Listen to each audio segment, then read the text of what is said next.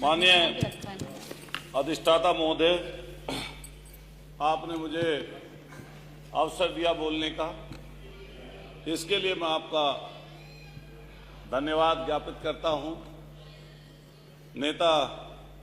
हमारे और बड़े आदरणीय शिवपाल जी से अपने आप को संबोधित करते हुए, देखिए, हम लोग पश्चिम से आते हैं, जो उत्तर प्रदेश का पश्चिम का इलाका है, और जिस घर में परिवार में हमारी परवरिश हुई, उसमें जब से हम लोग छोटे थे, जब से देखते थे, और हमसे पहले की पीढ़ियां देखती थी कि अगर छोटे से छोटा कोई काम होता था, अगर हल्के से हल्का कोई काम होता था, तो भगवान राम का नाम लेकर होता था। अगर खेत किसान लोग जो परिवारों में थे, पहले बैल हुआ करते थे, अब तो ट्रैक्टर आ गए, अगर बैल को खोल के भी चले और अगर जुआ भी रखा और जुआ रख के लेके चले, तो पहला नाम यही निकलता था, ले राम का नाम, और तब आगे की तरफ चलते थे। मैंने यहां तक अपने परिवारों में देखा कि अगर कोई बैल वृद्ध हो गया, जो गौ माता के पेट से, चाहे बैल के रूप में और चाहे गौ माता के रूप में जो भी आए, अगर बैल घर में होता था, तो बैल के आखिरी समय तक,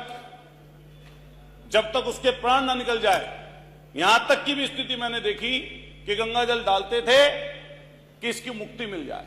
और फिर उसको अपने खेत पे ले जाकर दफना देते। ऐसी स्थिति की तरफ से हम लोग आते हैं। लेकिन ऐसा लगता है कि भारतीय जनता पार्टी के लोग इकलौते सनातनी हैं, और ये दम भरते हैं इस चीज का, और हमेशा ऐसी भाषा,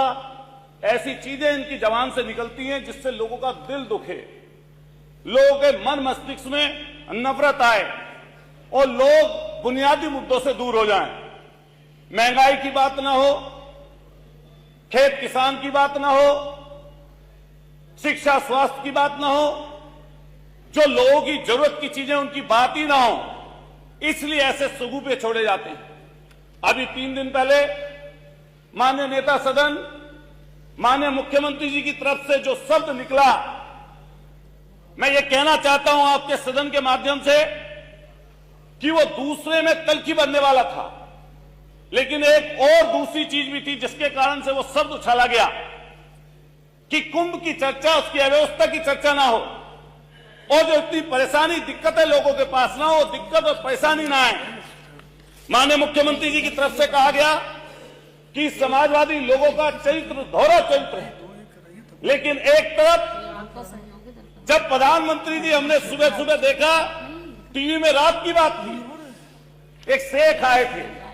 कतर के शेख, और जो कतर के शेख आए थे, जैसे ही वो फ्लाइट से उतर रहे थे नीचे नीचे, तो मैंने देखा प्रोटोकॉल तोड़कर हमारे देश के प्रधानमंत्री जी, जो सामने शेख खड़े थे, जो हमें थे शेख वहां के, जिनकी वेशभूषा भी वही थी जिससे माननीय मुख्यमंत्री जी ने नफरत की बात जिनके लिए बोली, और एक फोटो है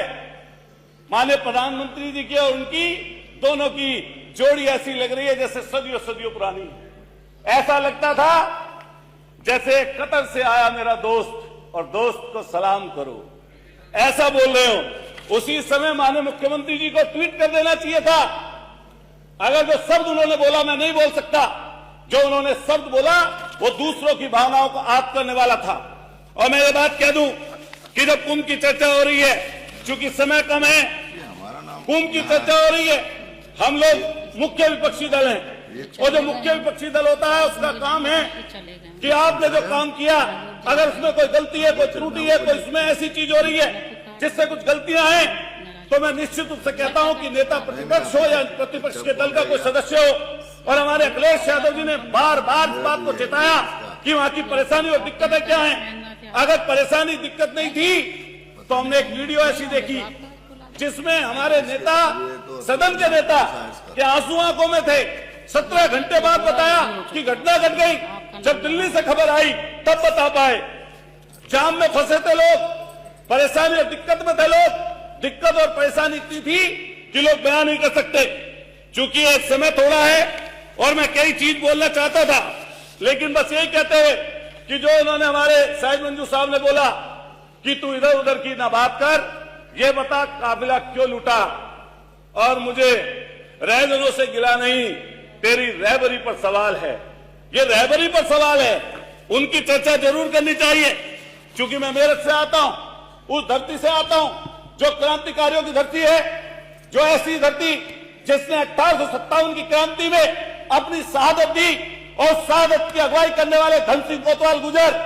उनके हमारे जो पूर्वज थे, उन्होंने हमें यही सिखाया, उन्होंने हमें यही बताया कि जब राष्ट्र की बात आए तो सबसे पहले राष्ट्र के लिए खड़े हों, लेकिन जब बुराई की बात आए तो बुराई के खिलाफ हम लोगों को मिलकर लड़ना चाहिए। मैं अधिष्ठाता महोदय कहना चाहता हूं कि लोहिया जी का एक कोट है, और लोहिया जी ने जो कहा वो धर्म के सापेक्ष में कहा कि धर्म दीर्घकालीन राजनीति है और राजनीति अल्पकालीन धर्म है। धर्म का काम है अच्छा करें और उसकी स्तुति करें, और राजनीति का काम है कि बुराई से लड़ें और उसकी निंदा करें। ये हम लोगों का और आप लोगों का काम है। इसी तरह हम चलना चाहते हैं, और मैं अपनी बात पूरे समय पे खत्म कर लूंगा। मान्यवर, मैं कहना चाहता हूं, क्योंकि मैं मेरठ से आता हूं, मेरठ की 2-3 बड़ी समस्याएं पिछले अगली 1 मिनट में खत्म कर दूंगा। हमने रिंग रोड के लिए कहा, रिंग रोड के लिए 8 साल से प्रयास हो रहा है, पूरे 7 मिनट तक रिंग रोड के लिए प्रयास हो रहा है, लेकिन इतनी बड़ी सरकार है, ये कहती है कि पश्चिम में तो बहुत पैसा है, उसकी कोई चर्चा नहीं करना चाहता। हम मेरठ के रहने वाले हैं, हमारे यहाँ पूरे पश्चिमी उत्तर प्रदेश में गन्ना खड़ा है, और गन्ने के किसानों की स्थिति दुर्दशा बहुत भयंकर है। पिछले 5 सालों में एक बार गन्ने का रेट बढ़ा अधिष्ठाता महोदय, और इस बार मायूसी लगी लोगों के हाथ। कम से कम 500 रुपए का रेट इस सरकार को करना चाहिए था। जब माननीय नेता सदन में बोल रहे थे, बस खत्म कर रहा हूं, कंक्लूड कर रहा हूं,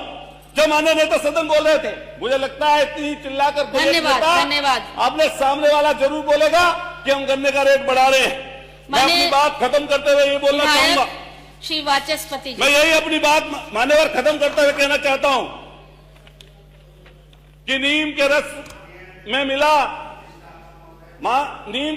मिला जब जहर मीठा हो गया। सुन लो एक बात, नीम के रस में मिला जब जहर मीठा हो गया, झूठ इस कदर बोला कि सच्चा हो गया, झूठ इस कदर बोला कि सच्चा हो गया। इतना सच बोल कि होठों का तबस्सुम ना बुझे,